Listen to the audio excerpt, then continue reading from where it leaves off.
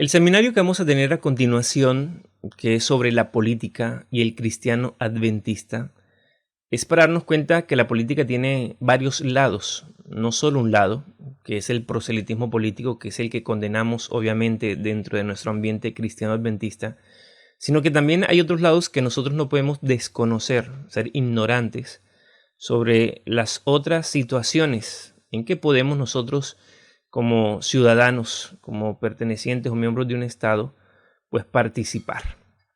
El ser indiferentes no es muchas veces conveniente, ¿no? Para un país donde todavía se habla de democracia, sino que al contrario debemos aprovechar mientras podamos el poder del voto, hablando de democracia, para también hacer saber pues lo mejor para nuestro país o nuestro Estado. Entonces, hoy vamos a conversar, o lo que vamos a estudiar ahorita es con fundamento bíblico y con citas del Espíritu y Profecía, para conocer que existen varios lados en lo que es el tema de la política, que no solamente es uno, que es el proselitismo, y que evidentemente nosotros como cristianos no favorecemos, no promovemos, nosotros somos apolíticos, no existe o no debe existir en nuestros círculos adventistas cristianos el promover tendencias políticas o ser partidistas, porque esa no es la tarea que se le encomendó a la iglesia. La iglesia tiene un objetivo que es la predicación del evangelio, y teniendo claro que nuestro máximo líder, que es el Señor Jesucristo, ya con un enunciado contundente dijo que nuestro reino o su reino no es de este mundo. Así que cuando Jesús menciona esa frase, mi reino no es de este mundo, pues obviamente los seguidores, los que somos cristianos, los que seguimos a Jesús, tenemos que tener también claro que nuestro reino no pertenece a este mundo. Por lo tanto, no podemos desgastar nuestras energías, nuestra fuerza, nuestros tiempos, nuestros recursos en establecer o en pretender establecer un reino en este mundo, porque es perder el tiempo. No es el propósito de Dios, no es el objetivo de Jesús cuando vino. Más bien cuando Él vino por primera vez fue abrir la oportunidad para conocer su reino de gracia, y en algún momento Él mismo, cuando venga por segunda vez, establecerá su reino de gloria, establecerá su estado, por decirlo de alguna manera, y Él será nuestro presidente en un mundo de justicia literal, de amor, de igualdad literal, no como hoy en día que solamente son discursos egoístas. Hablamos a veces, y entre paréntesis lo digo, a veces los discursos políticos de que buscan igualdad, equidad, es así para cuando el que lo habla lo necesita, pero cuando se trata del otro, entonces hay restricciones, hay prohibiciones, hay amenazas, hay violencia incluso. Es el discurso político incluso de la ideología de género, que es como contradictoria entre lo que ellos reclaman, pero también lo que ellos hacen con las personas que no estén de acuerdo en la forma de pensar que estas personas tienen. Sin embargo, cierro el paréntesis, Jesús dejó claro de que cuando Él venga por segunda vez sí va a existir un mundo de igualdad, de equidad, no a lo humano, porque nuestras tendencias humanas, todos tenemos tendencias humanas pecaminosas, infectadas por el pecado, pero sí va a ser un mundo perfecto a la manera de Dios, de un Dios perfecto. Ese es nuestro objetivo, esa es nuestra preocupación, es el por el cual está establecida la iglesia. Por eso debemos hacer proselitismo para Cristo Jesús, no proselitismo político, no ser partidarios. Entonces, con esta introducción, teniendo clara que la iglesia es apolítica, que en la iglesia no se hace proselitismo político, esa no es la misión de la iglesia. Nuestra misión es presentar a Jesucristo, nuestra misión es enseñar de la palabra de Dios, nuestra misión es preparar a un grupo de personas, a un pueblo para cuando Cristo venga. Teniendo claro eso, también es cierto que hay otros lados de la política donde nosotros no podemos desconocer, no podemos ser ignorantes. Si bien es cierto que el proselitismo está vetado en nuestra iglesia, pero hay otras partes que también es política donde nosotros sí podemos participar. Es más, donde se espera que podamos nosotros ejercer nuestro poder como ciudadano para pronunciarnos ante algunas propuestas de leyes mientras que se pueda, si estamos de acuerdo o no estamos de acuerdo a través del voto. Hay una cita del Espíritu de Profecía que es la que se utiliza precisamente para ver un solo lado de la moneda, y es este. El Señor quiere que su pueblo encierre las cuestiones políticas. Acerca de estos temas, el silencio es elocuencia. Y con esta cita mandan a callar a todo el mundo cuando se trata de hablar de política. Con esta cita, entonces, quieren silenciar al que en algún momento se pronuncia hoy en día a través de las redes sociales, cuando un gobierno, a través de leyes, establece si leyes, válgase la redundancia, que van en contra de lo que Dios enseña en su palabra. Entonces, si hay algún creyente o algún cristiano que a través de las redes sociales, que es la forma en que hoy en día la gente se expresa, y dice que no está de acuerdo con tal ley que el gobierno ha establecido, entonces los simpatizantes del gobierno, siendo cristianos, utilizan esta cita para mandar a callar a los que no están de acuerdo, porque confunden el no estar de acuerdo con una ley como si fuera un tema de no estar de acuerdo con una tendencia política, y no necesariamente es eso. Entonces, esta cita muchas veces se utiliza radicalmente, tomada de Elena de White, Obreros Evangélicos, página 406, para silenciar todo lo que tiene que ver con política, cuando, como hemos mencionado, la política tiene varios lados. Si bien es cierto, esta cita se aplica al proselitismo político. El Señor quiere que su pueblo entienda las cuestiones políticas. Acerca de estos temas, el silencio es elocuencia. Es decir, y es lógico saber que en una iglesia no es beneficioso de que hayan debates políticos, de que un predicador desde el púlpito manifieste su tendencia política. Eso es nocivo para la salud espiritual de la iglesia, y sobre tales el silencio es lo mejor. A esto se refiere con esta cita. Sin embargo, esta cita muchas veces la toman y la aplican para todos los escenarios políticos, para todos los lados políticos, cuando no es así.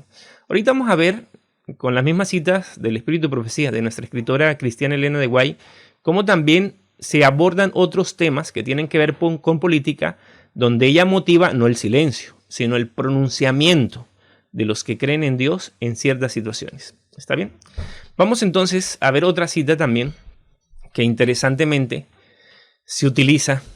Y miren, los miembros de la familia del Señor no pueden estar de parte de los hombres que saltan ese día y violan la ley de Dios, hollando su sábado. Los hijos de Dios no deben votar en favor de tales hombres, porque al hacerlo se hacen participantes con ellos de los pecados que cometen en el ejercicio de sus funciones. Esta cita habla precisamente cuando hay creyentes cristianos, la responsabilidad que implica de votar por personas que cuando tienen el poder político lo utilizan para establecer leyes en contra de lo que Dios ha establecido. Mira lo que dice acá. Elena de White dice que los que votan por tales políticos que en su poder político ayudan a establecer leyes en contra de los principios divinos, se hacen también participantes de sus pecados. Quiere decir que no está en ningún momento negándose la opción de votar, pero sí nos está diciendo la responsabilidad y el cuidado que se tiene por quien se va a votar o por quien debemos votar. Entonces, esto hay que tenerlo en cuenta, ¿no? A veces esta cita también se utiliza para meter miedo y decir, entonces es mejor no votar por nadie. Escuchan a veces los extremos. Utilizan esta cita, bueno, si vamos a ser participantes de los pecados de los que van a estar ejerciendo política, entonces mejor no votemos por nadie porque no sabemos qué va a pasar con tales personas cuando tenga el poder político. Y nos hace también llegar al extremo de la indiferencia y la ignorancia con respecto a lados y a escenarios políticos donde nosotros debemos estar enterados. Por ejemplo, miren lo que dice acá. ¿Creen que es correcto votar por la elección de hombres temperantes para los cargos administrativos de nuestra ciudad en vez de correr el riesgo, por su silencio, de que se elija personas intemperantes para esos puestos? Hubo una cita inicial donde decía que en temas de política el silencio es elocuencia. Aquí está diciendo que es correcto votar por la elección de hombres temperantes para los cargos administrativos de nuestra ciudad en vez de correr el riesgo, por el silencio, de que se elijan a personas intemperantes para esos puestos. O sea, lo que está diciendo aquí esta cita es, seamos equilibrados, ¿no? Porque a veces la indiferencia de nuestra ausencia, ¿sí? Nuestra indiferencia política también se presta para que otros aprovechen y establezcan en cargos públicos, en funciones públicas, en cargos administrativos políticos, personas intemperantes, personas con tendencias pecaminosas que van a aprovechar el poder político para establecer leyes conforme a sus tendencias. Y es la problemática que se están viviendo en muchos de nuestros países, precisamente porque como cristianos nos aislamos y decimos, no, es que la política no es tema nuestro. Sí, la política no es tema nuestro en asuntos de proselitismo, pero como ciudadanos de un Estado, miembros de un Estado, si tenemos el derecho, si tenemos deberes, también tenemos derechos. Y uno de los derechos es pronunciarnos a través del voto sobre algunas situaciones que ameritan pues nuestra participación y donde podemos obviamente gozar, entre comillas, de este privilegio de hacer saber nuestro sentir o nuestro pensar a través del voto. Elena de Guay aquí en esta cita dice, hay que votar. Sí, hay que votar. En otra decía el silencio de elocuencia, pero en esta sí dice, hay que votar por personas temperantes o por hombres temperantes para cargos administrativos en nuestra ciudad, en vez de correr el riesgo que por el ser indiferentes se elijan a personas intemperantes para esos puestos. El tema de la política va mucho más allá de este presente. El tema de la política como adventistas tiene que ver también sobre lo que va a pasar en algún futuro inmediato o mediato. Eso lo dirá pues el tiempo, y el Señor es el que sabe los tiempos y los conoce a la perfección. Pero mira lo que dice aquí esta otra cita. Una vez que el sábado llegue a ser el punto especial de controversia en toda la cristiandad y las autoridades religiosas y civiles se unan para imponer la observancia del domingo, la negativa persistente por parte de una pequeña minoría de ceder a la exigencia popular la convertirá en objeto de execración universal. Se demandará con insistencia que no se tolere a los pocos que se oponen a una institución de la Iglesia y a una ley del Estado, pues vale más que esos pocos sufran y no que naciones enteras sean precipitadas a la confusión y anarquía. Este escenario es un escenario profético, un escenario futuro, donde ya se nos está hablando que en algún momento van a establecerse por leyes la observancia del domingo, leyes dominicales.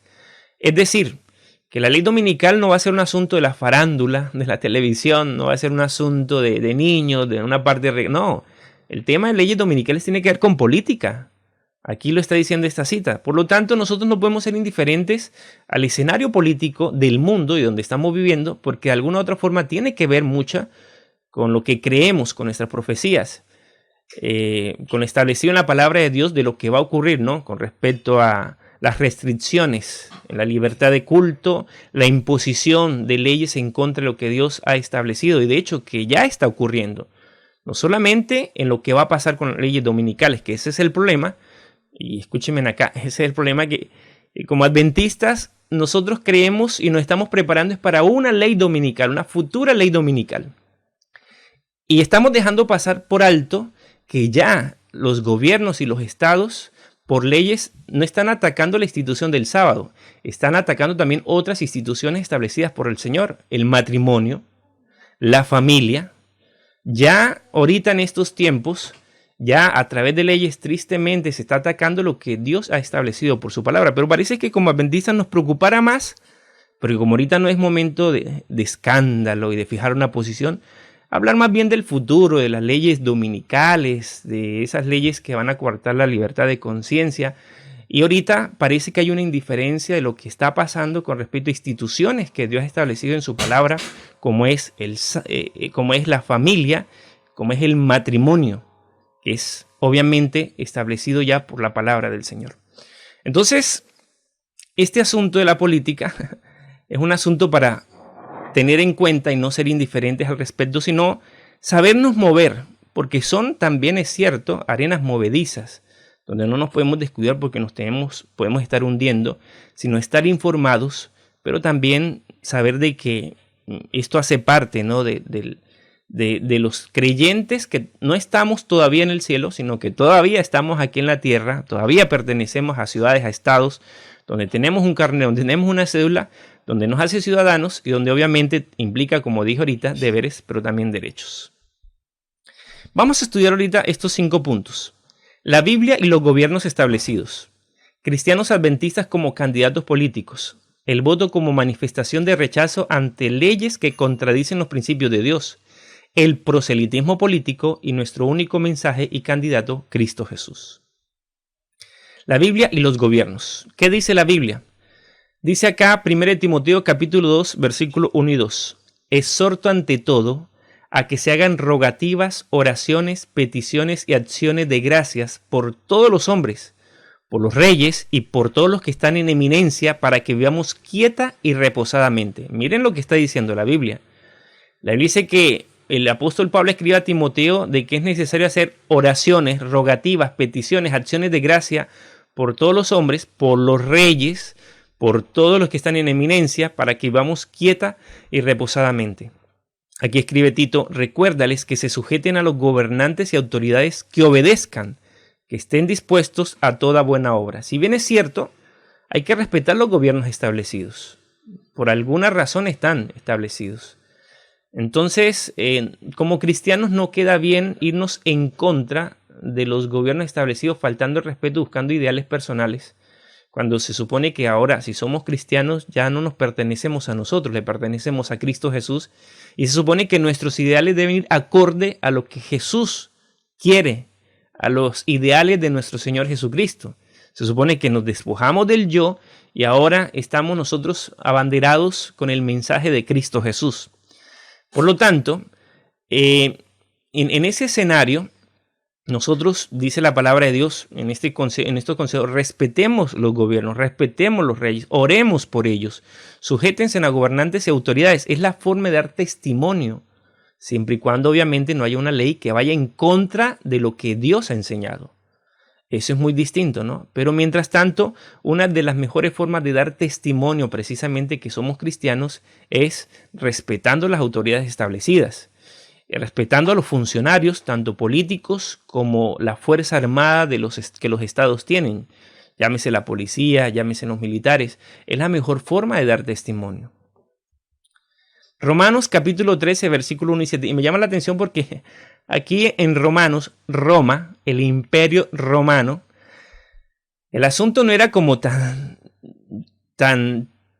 bonito en el trato que tenían los césares para con los cristianos. Sin embargo, mire lo que escribe Pablo a Romanos: sométase toda persona a las autoridades superiores, porque no hay autoridad sino de parte de Dios, y las que hay por Dios han sido establecidas. Este versículo es clave.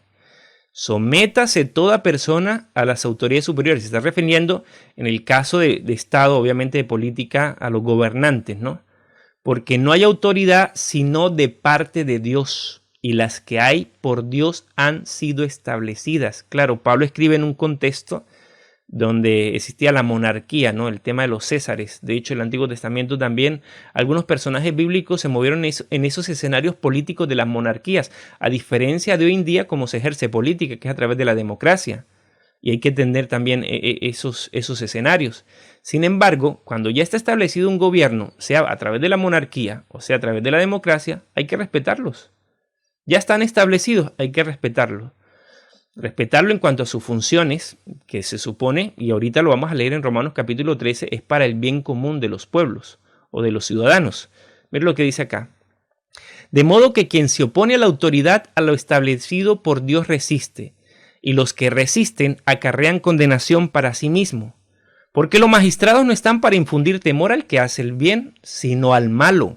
¿Quieres pues no temer la autoridad? Haz lo bueno y tendrás alabanza de ella. Me llama la atención esto, mira lo que escribe el apóstol. Dice: porque es servidor de Dios para tu bien, pero si haces lo malo, teme, porque no en vano lleva la espada, pues es servidor de Dios, vengador para castigar al que hace lo malo.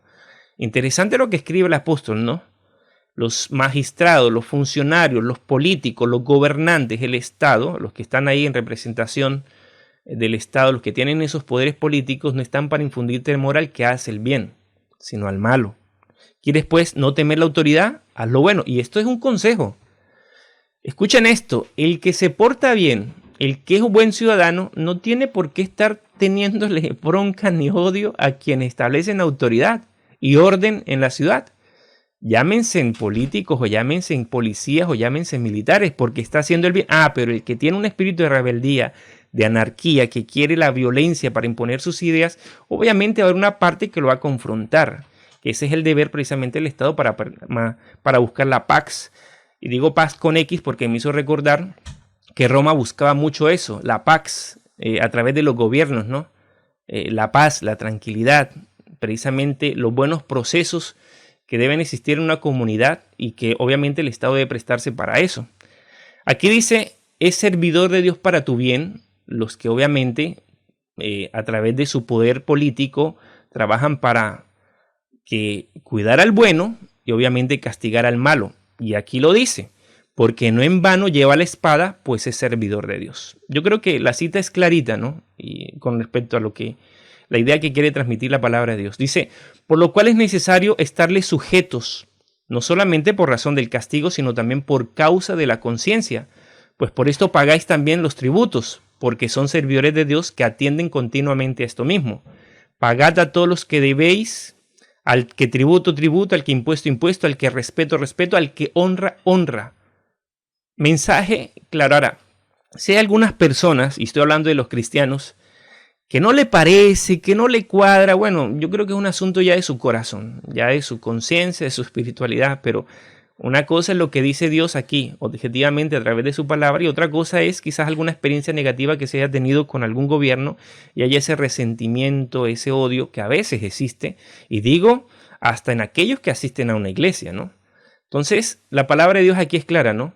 Respeto, honrar, estarle sujetos, precisamente no tenerles miedo si se está haciendo lo bueno, pero el que se está portando mal, pues son los que tienen que tenerle miedo a las autoridades y que no en vano llevan la espada. Esos consejos están muy claros aquí en la palabra de Dios. El comentario bíblico adventista dice acá: una instrucción de esta naturaleza era muy necesaria en los días de Pablo, pues en ese tiempo los judíos estaban muy agitados y ya habían causado rebeliones en diversas partes del Imperio Romano. Si los cristianos hubiesen demostrado también un espíritu indócil, hubieran caído en el mismo desprestigio en que ya estaban cayendo los judíos. También habrían perdido la protección del Estado romano, que con frecuencia había sido una bendición para los primeros cristianos, como Pablo podía testificarlo por su propia experiencia. Aquí está el contexto por el cual se está escribiendo Romanos capítulo 13, ¿no? Era necesario que Pablo diera estos consejos para que no nos compararan con los judíos insurrectos, esos judíos rebeldes, esos movimientos de insurrección que habían en contra del Imperio Romano. Entonces Pablo dice: respetemos, vayámonos por el lado de someternos, sujetarnos, siempre y cuando obviamente no vayan en contra de lo que Dios dice en su palabra. Además, esto habría, sigue diciendo el comentario bíblico, dice: además, esto habría sido una vergüenza para la iglesia cristiana y su mensaje de paz y amor fraternal. Por eso Pablo insta en otros pasajes a los creyentes para que oren por los que están en autoridad y les obedezcan.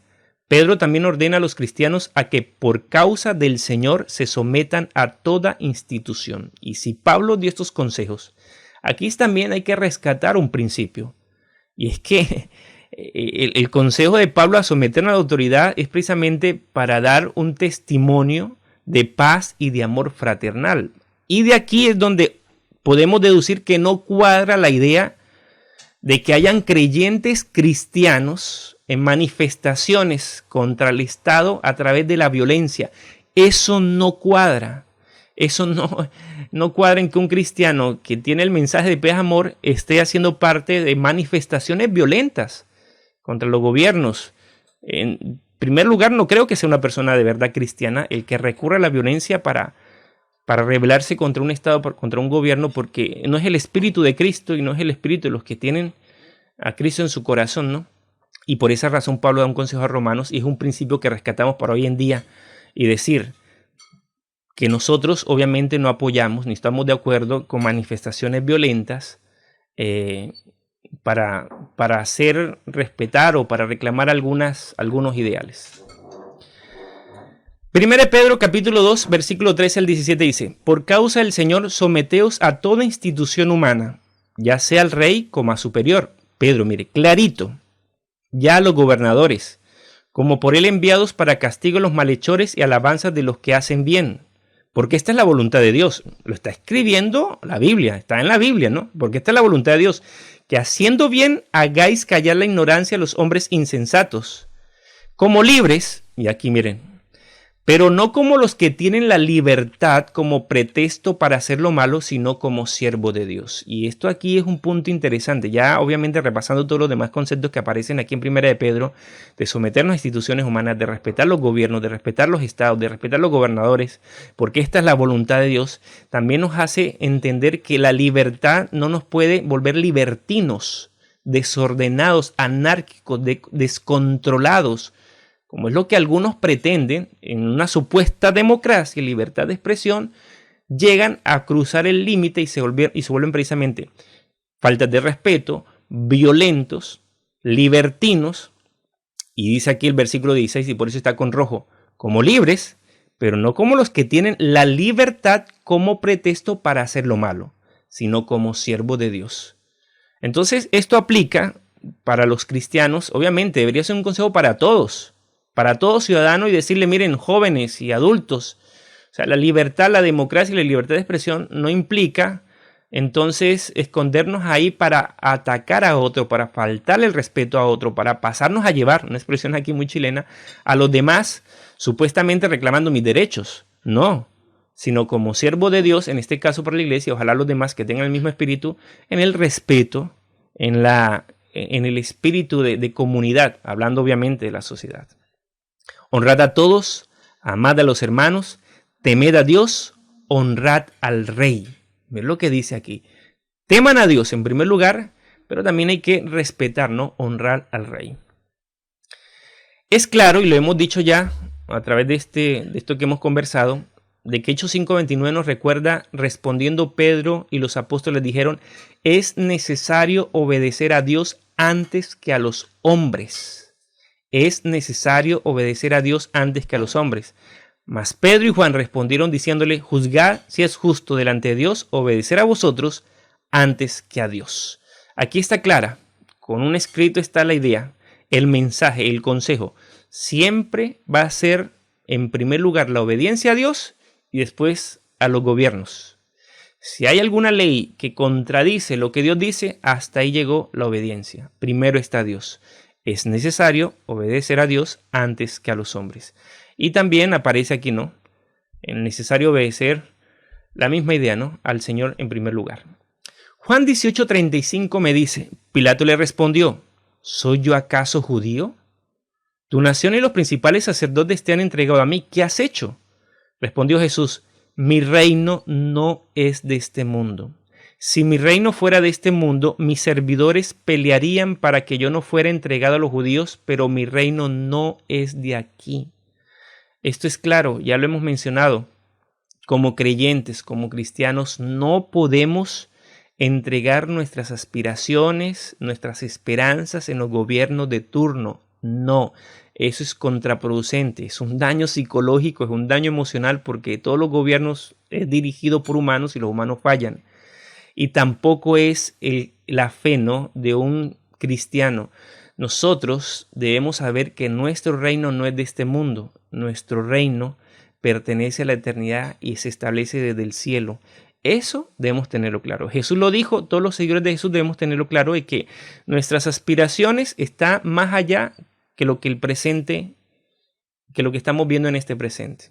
Que nuestro sueño está mucho más allá de lo que podemos ver ahorita. Por lo tanto, ponernos a perder tiempo, a desgastarnos, a defender políticos, sabiendo que como seres humanos también fallan y tienen intereses egoístas. Entonces, más bien defendamos al perfecto líder, nuestro Señor Jesucristo.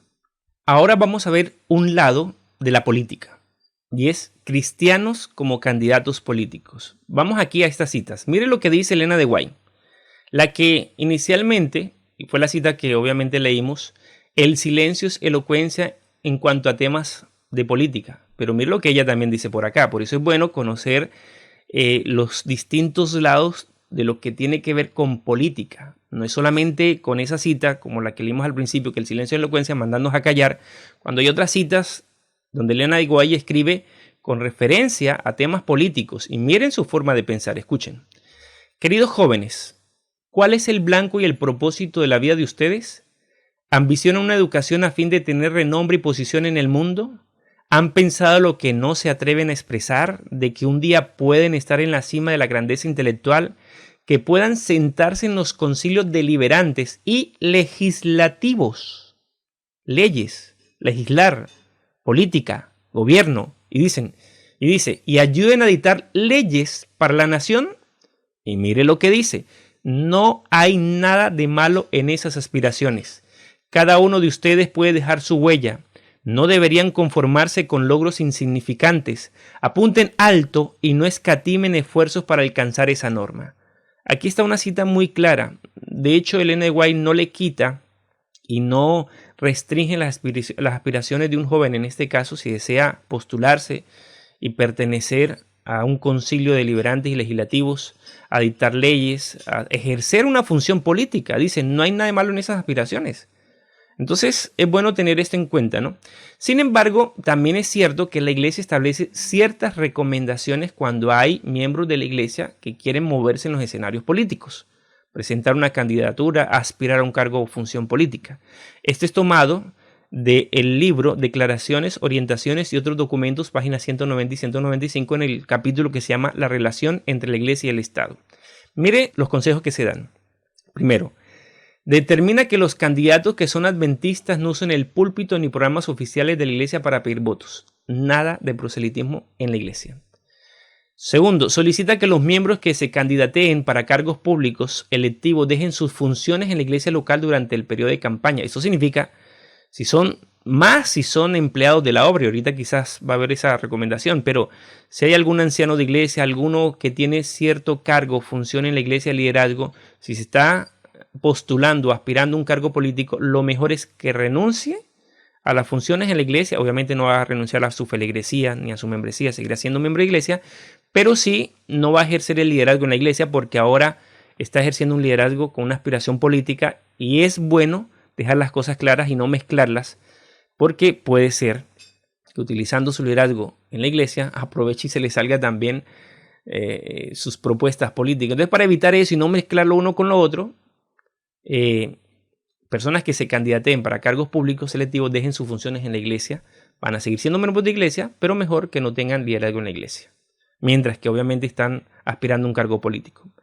Determina que los pastores y los servidores que decidan lanzar su candidatura se desvinculen obligatoriamente del trabajo en la organización adventista.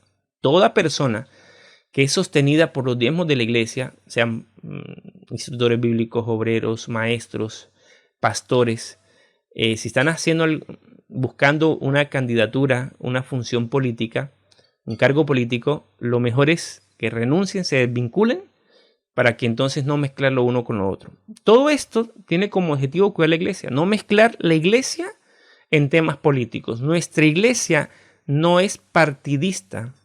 La iglesia no va a utilizar ni utiliza diezmos ni recursos financieros para ponerse de un lado de la política, ni para promover candidatos políticos, ni una bancada política. La iglesia adventista no hace eso.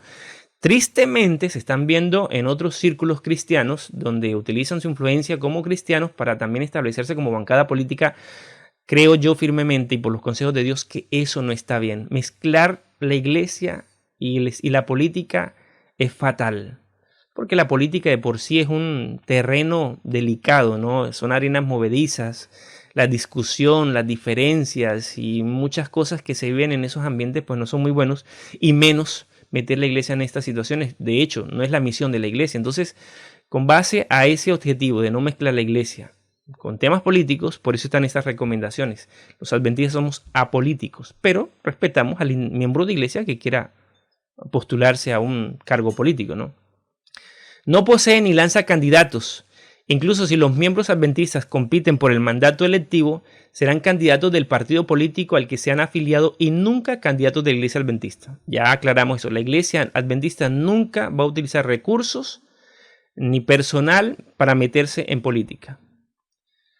Cuando surjan situaciones en las cuales candidatos, miembros de iglesia o no, en el ejercicio del mandato estuvieran concurriendo a la reelección o a cualquier otro cargo público electivo, serán tratados de acuerdo con las orientaciones de este documento. No apoya ningún tipo de campaña para elegir candidatos. Sin embargo, admite la posibilidad de que los administradores de asociación, misión, unión informen a los líderes eclesiásticos locales, pastores y ancianos sobre la candidatura de miembros adventistas en circunstancias que no contraríen las directrices de este documento. La iglesia puede informar a través de los conductos regulares que tiene, sea un miembro de iglesia que se está lanzando a un cargo o función política, pero hasta ahí.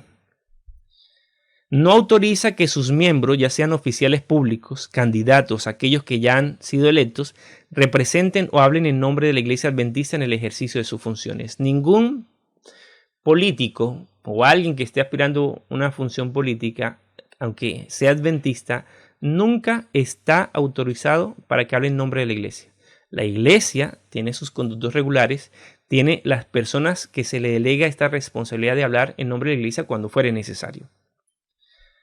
Vamos ahora al otro punto. Ya entonces estudiamos el otro lado de la política. O sea, si alguien aspira a un cargo político, Ellen White escribió, no tiene nada de malo en eso, siempre y cuando se mantengan en los principios, ¿no?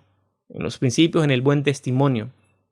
Vamos a ver ahora otro lado de la política, otro escenario que tiene que ver con política, y es el voto como manifestación de rechazo ante leyes que contradicen los principios de Dios. Lo que vamos a ver ahorita implica un escenario, un contexto histórico más bien, donde el gobierno estaba en Estados Unidos proponiendo leyes para permitir la venta de licor, la negociación del licor. Y ustedes saben obviamente el daño que provoca el licor, ¿no?, en la vida de las personas. Les destruye la vida, destruye sus familias, los enferma, les acaba la vida cuando una persona se vuelve obviamente adicta al licor. Entonces, en ese contexto histórico, en los tiempos de Ellen White, contemporáneo a ella, se estaban proponiendo leyes precisamente para permitir el tráfico, la venta de licor. En ese contexto vamos a leer las siguientes citas. Miren lo que dice acá. Dice, no hay clase de personas culpables de mayor perversión y abuso de sus dones preciosos que la de los que dedican los productos del suelo a la fabricación de bebidas embriagantes. Y esta obra de destrucción se lleva a cabo bajo la protección de las leyes del país. Ni el legislador ni el traficante en licores ignoran el resultado de su obra. O sea, ellos son conscientes. Esta es la peor clase de robo.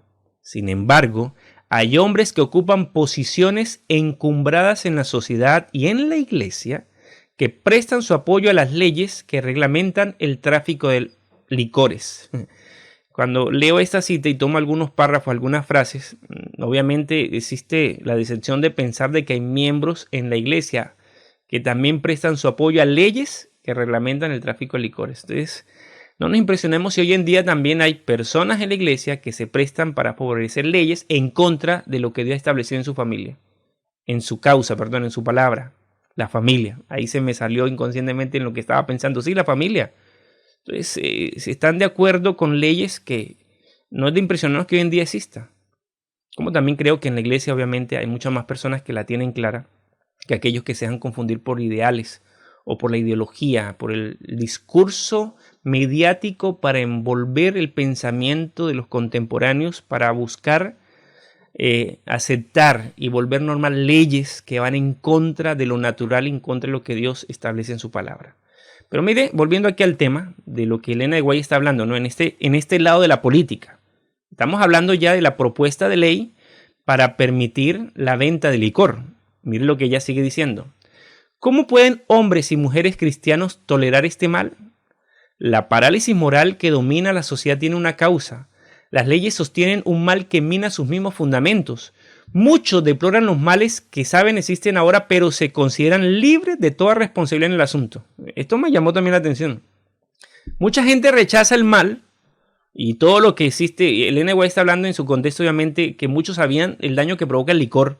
Los borrachos, vidas destruidas, familias dañadas, vicios, económicamente también los daña, los pone terrible. Y dice ella, muchos deploran los males que saben existe ahora, pero se consideran libres de toda responsabilidad. Entonces dice, pues eso no es problema mío. Hoy día pasa lo mismo, ¿no? Eso no es problema mío, que el gobierno establezca leyes, pero eso no es problema mío. Y utilizan citas fuera de contexto, Ellen White, para excusarse en el silencio ante leyes que van en contra de Dios, en vez de aprovechar el poder que tenemos por ahora a través del voto y hacernos saber, o hacernos, hacer saber qué es lo que Dios quiere. Pero no, entonces decimos no, queremos librarnos de esa responsabilidad como que eso no nos importa, eso no es problema nuestro. Ella dice, esto no puede ser. Cada persona ejerce una influencia en la sociedad. En nuestro favorecido país, donde hay democracia, y aquí creemos que en Occidente la hay, por lo menos ese es el discurso y eso es lo que se pretende hacer saber, cada votante tiene voz para determinar qué leyes regirán la nación. ¿No debe esa influencia, ese voto ser echados del lado de la temperancia y de la virtud?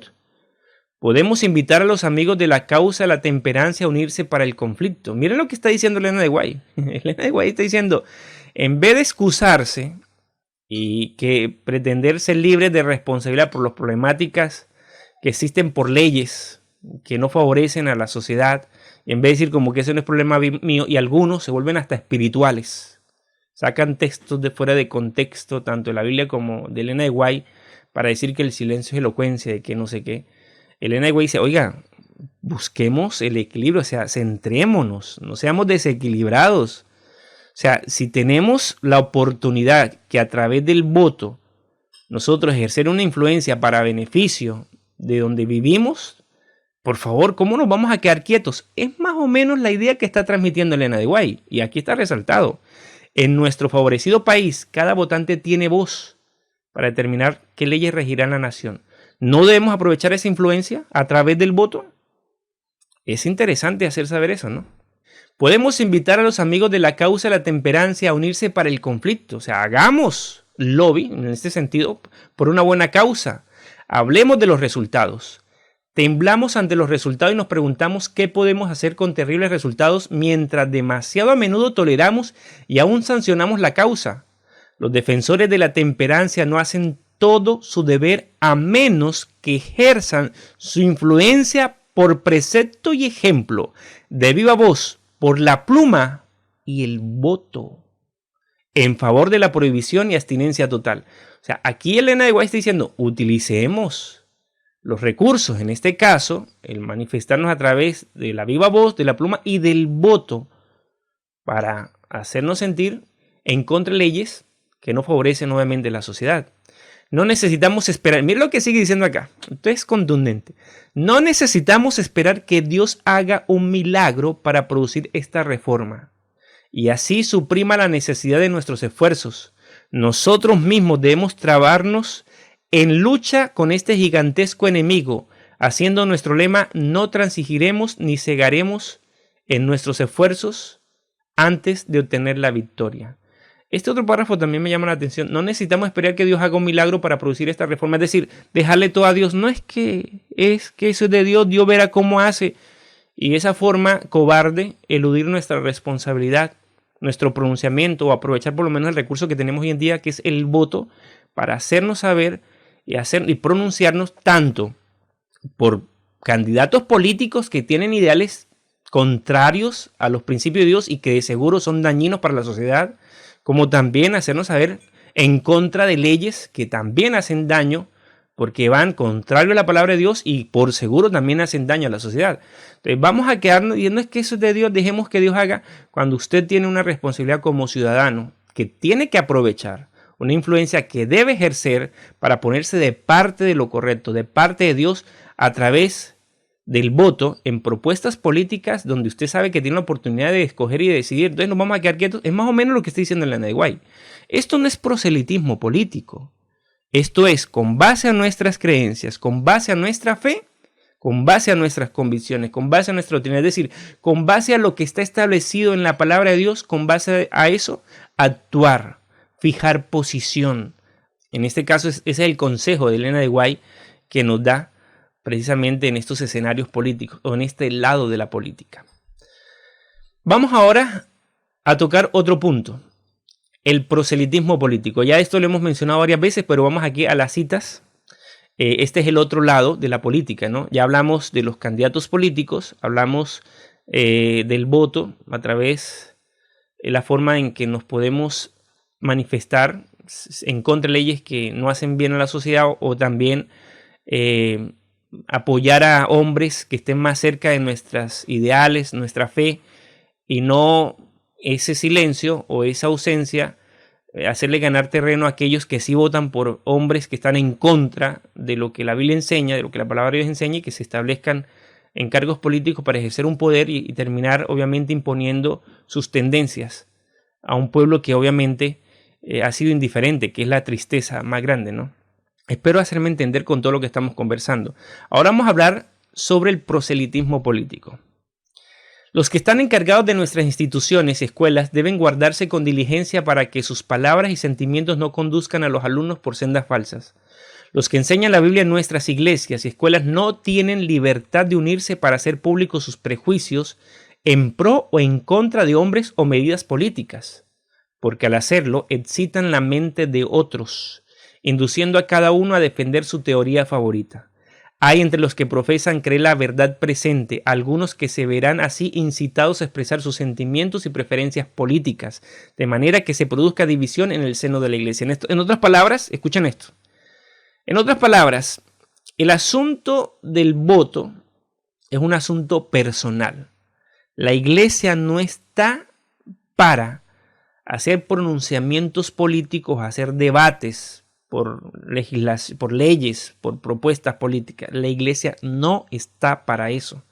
Por eso aquí dice, los que enseñan la Biblia en nuestras iglesias y escuelas no tienen libertad de unirse para hacer públicos sus prejuicios en pro o en contra de hombres o medidas políticas, porque es un asunto muy personal.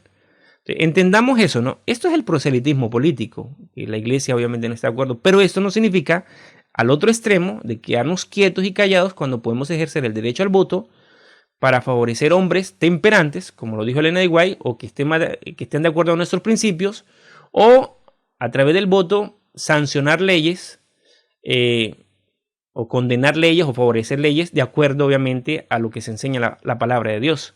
Eso es muy distinto. Entonces, el proselitismo político no cuadra en la iglesia, no hace bien, más bien crea división, crea daño, hace daño. Eso es lo que está transmitiendo precisamente estas citas de Elena de White. Por eso la estoy dejando precisamente al final, para que entendamos todos los lados, ¿no?, del tema político.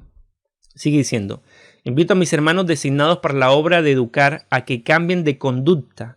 Es un error de vuestra parte unir vuestros intereses con algún partido político para echar vuestro voto en su favor. Tanto los que ocupan el puesto de educadores como los ministros, como colaboradores de Dios en cualquier ramo, no tienen batallas que reñir en el mundo político. Su ciudadanía está en los cielos. El Señor les pide que sea un pueblo separado y peculiar.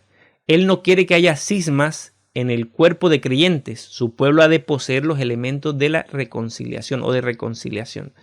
Aquí hay varios puntos claros, ¿no?, contundentes, y que nos hace recordar primero lo que la palabra de Dios enseña, y segundo, obviamente, el problema de pronunciar públicamente nuestras tendencias políticas. Y repito, aquí se trata es, cuando usted vaya a votar, primero, la inactividad hace daño cuando se puede aprovechar la influencia que se puede tener en un país a través del voto de salida. Segundo, no estamos para entrar en discusiones políticas. Cada quien la debe tener clara con respecto a sus creencias, su fe y los principios bíblicos con respecto, en eso en primer lugar, entonces juzgar o mirar con esos lentes de la fe el escenario político para poder decidir.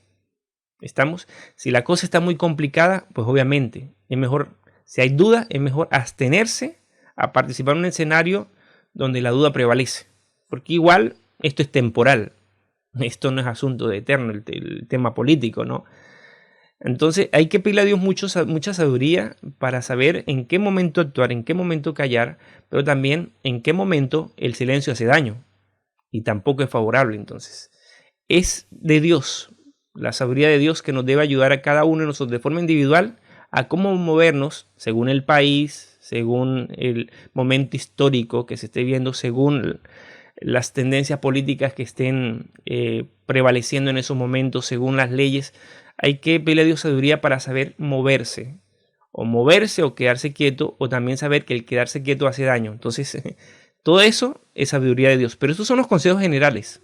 O sea, lo que quiero dar a entender con ese seminario es que no podemos fijar una posición extrema de que el silencio para todo, cuando también podemos en algún momento tener candidatos, que los jóvenes puedan aspirar a cargos públicos, a funciones políticas, cuando también podemos a través del voto hacer saber, obviamente, manifestarnos y aprovechar este recurso que se tiene hoy en día para ponernos a favor de lo correcto, a favor de lo que está de acuerdo a lo que la Biblia enseña, ¿no? Eso es más o menos lo que estamos estudiando. Voy a continuar aquí en este otro párrafo donde dice: no debemos comprometer los principios cediendo a las opiniones y prejuicios que hayamos albergado antes de unirnos con el pueblo que guarda los mandamientos de Dios.